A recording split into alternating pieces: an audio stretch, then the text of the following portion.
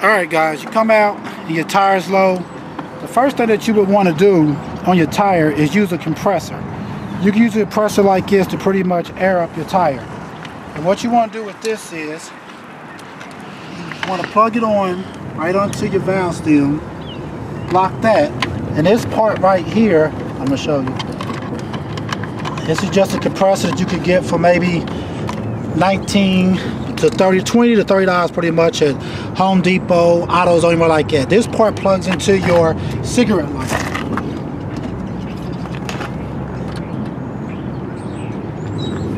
Once you've plugged that into your cigarette lighter, you want to come out and turn this on. And as you can see, it's airing up your tire. So if you use this and your tire airs up right, you may be able to make it home, but before you actually drive on this tire you just aired up, you want to wait for a little while to make sure it doesn't go back out, because you will hate to get out somewhere and the air goes back out. So the first thing you would do, once again, is use the compressor to air up your tire, which should take maybe 5 to 10 minutes depending on how flat your tire is. And to do this, like I said, you would just plug this on here and plug it up into your cigarette light. You may just turn your vehicle on also to give more power to the compressor itself. So it'll basically sound like this. You want to air your tire up.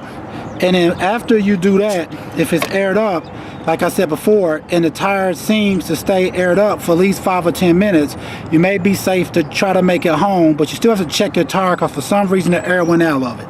And if that doesn't work, the next thing you may need to do is actually put on your spare tire. Now I'm going to show you something like this, which to me is much slower. You have to go through, and I'm going to show you in a minute where it really comes into play using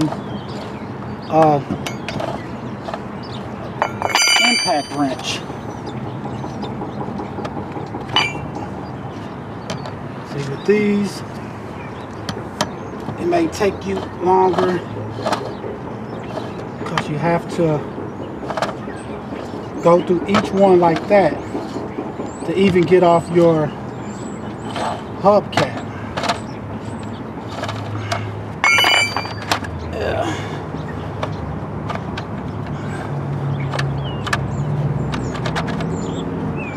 See how long it's taking even to get this off. Or, as I said before, you could use impact wrench, which will make it much quicker.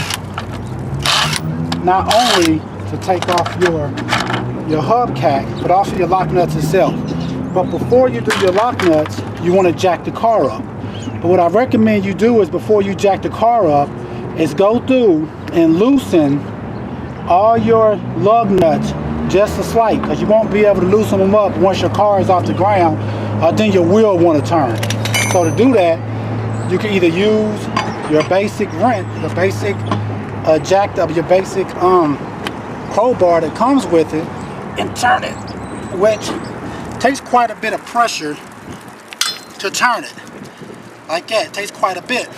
Or if you have an impact wrench that you may pay $59 to $69 for it, it's much quicker just to put this on here, make sure it's the right way, and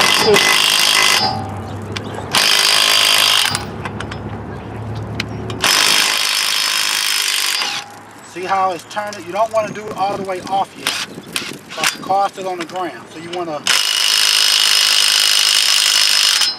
just want to turn it a little bit to loosen it.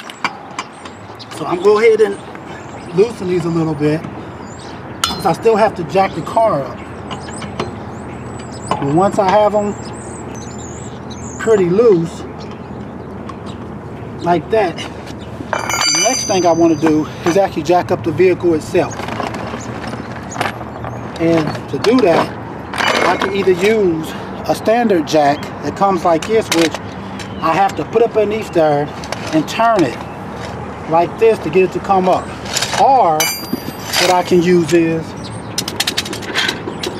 a hydraulic jack, which normally you can get from AutoZone or somewhere like that for maybe $79 for a whole kit. A hydraulic jack that also should come with a jack stand itself for safety. And to use this, I just want to take it and look underneath the vehicle and slide it.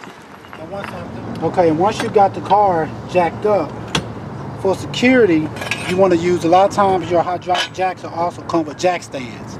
And what you want to do is find a place up underneath the vehicle to set the jack stand up underneath, just in case of emergency, in case it was to fall.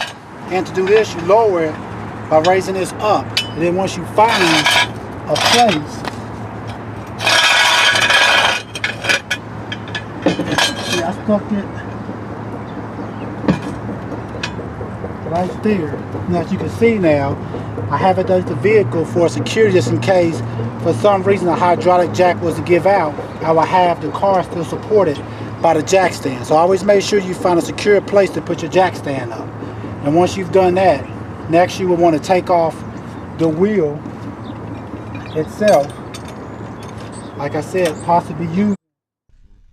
Alright guys, I'm going to be using this impact wrench to take off the lug nuts off of this car. If you have a standard crowbar, it should work fine, but I have an impact wrench what makes it much quicker, as you can see, to get off these lug nuts. So a standard crowbar will work, but it makes it much quicker, makes the job easier if you use an impact wrench. And next what you want to use is a compact impact wrench, which can take it off really quick and actually get your tire off much quicker than what you would using the actual 4-way or a standard crowbar. So I like to use the impact wrench because it gets it off quicker. And once you've done that, you want to take this tire off, and then you want to take your spare tire and you would want to put it on the same way.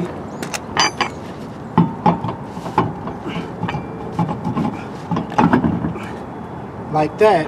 And if next you want to, when you're putting your lug nuts back on, you want to kind of put them on, or tighten them down basically in a pattern. I'm putting them on like this, kind of like that, like not too tight. Then once I've done that, then I'll come back around and tighten them.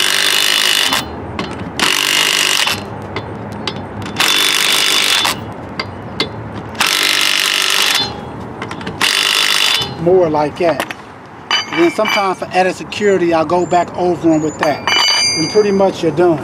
Next, what you want to do is, before you let your hydraulic jack down, which is over here, the next thing you would want to do is, first you would want to remove the actual jack stand.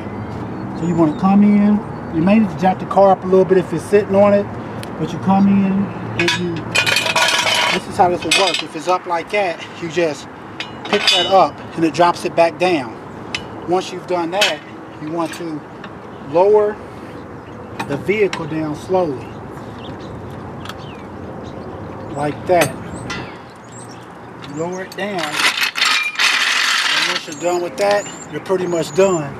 Next, double check your lock nuts to make sure they're nice and tight. And then pretty much you should be done. Alright, thanks. Guys. Now I'm going to show you how, if your tire happens to have a nail or something like that in it, how to plug your tire. Also, this would be a good time to check your tire to make sure that it's not bad. Like you see right here, how you see wire that's hanging out your tire. This tells you that your tire is no good and you actually need a new tire. So I wouldn't actually plug this tire. If this was an actual tire I was putting back on my car, I would just replace it. But to show you how to use a plug, I'm going to go ahead and plug this tire. And as you can see right here, there's a nail that's inside the tire, or a screw or something. The first thing that you would want to do is take some type of vice grips or needle nose pliers or something and actually pull the nail or screw out of the tire itself. Once you do that, you'll probably hear the air starting to come out. Sometimes it may take a second to get it out. this may be a screw. So I'm screwing this one the rest of the way out. And once you do that, you wanna, this is the kit I'm gonna be using right here, which is a tire plug kit that you can get from the dollar store or somewhere like that normally, or Walmart or something like that for like, you know, maybe $2 or something like that. And to use this kit, you'll get a piece like this, and you'll have this. This is actually a plug right here. So what you want to do is take this piece and stick it through the middle. I'll show you in a minute. What you want to do is take this and stick it through the middle, and then pull it from the other side.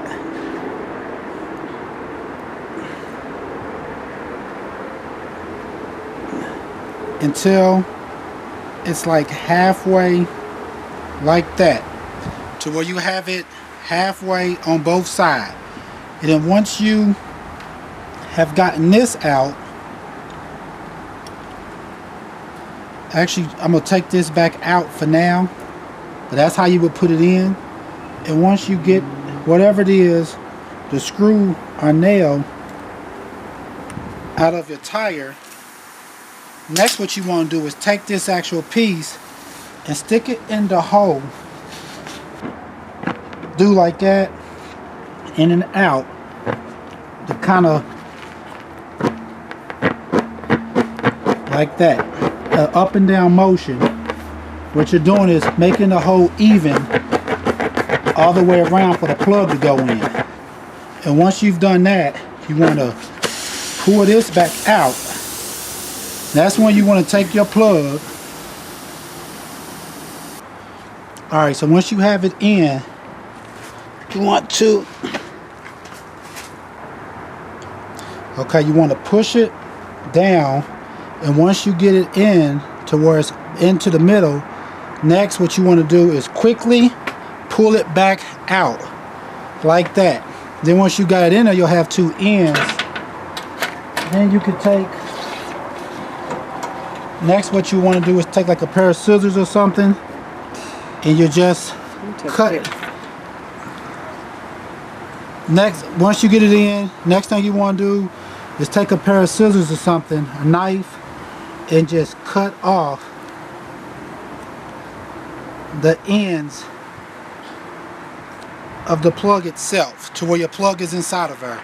And that's how you would basically plug your tire.